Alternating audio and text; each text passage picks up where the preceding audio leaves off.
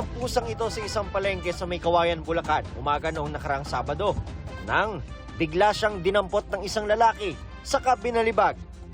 Hindi pa nakontento ang lalaki at dinampot muli ang pusa at binalibag ng isa pang beses. Umalis lang ang lalaki nang parang walang nangyari. Ayon sa isa sa mga nakasaksi, nagulat na lang sila sa ginawa ng lalaki. Nagulat na lang kami habang nagliligpit sir na pauwi na kasi kami nun eh. Nagliligpit ako, bigla na lang may tumagbo na gano'n sa right side ko. Biglang may bumalibag. Hindi na raw nila nagawang habulin ng lalaki.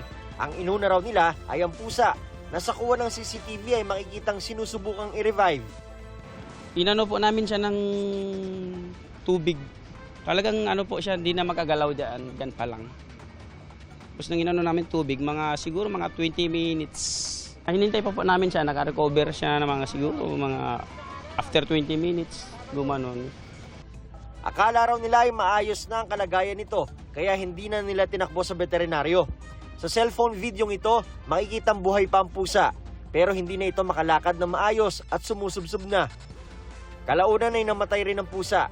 Sinubukan naming puntahan sa kanyang pwesto sa palengke ang lalaking nakitang nambalibag ng pusa sa video, pero wala siya roon. Kinundina ng ilang animal welfare group ang ginawa ng lalaki. Ang Animal Kingdom Foundation, desididong sampahan siya ng kaso.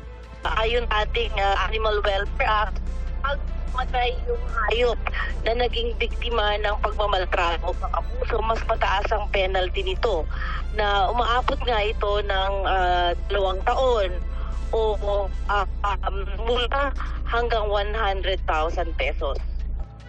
Ayon sa Animal Kingdom Foundation, kakausapin nila Municipal Veterinary Office sa kung anong pwedeng gawin sa mga pusang gumagala sa palengke. Ang importante kasi dyan, I think, is spay and neuter. At hayaan mo, we will coordinate siguro with the Market and Vendors Association. At yung kanilang city vet or municipal agriculturist para mag-conduct siguro dyan ng bukod sa education campaign, magkaroon ng rabies vaccination at saka pagkakapop ng pusa. Para sa GMA Integrated News, ako si Nico Ahe, ang inyong saksi. Mga kapuso, maging una sa saksi.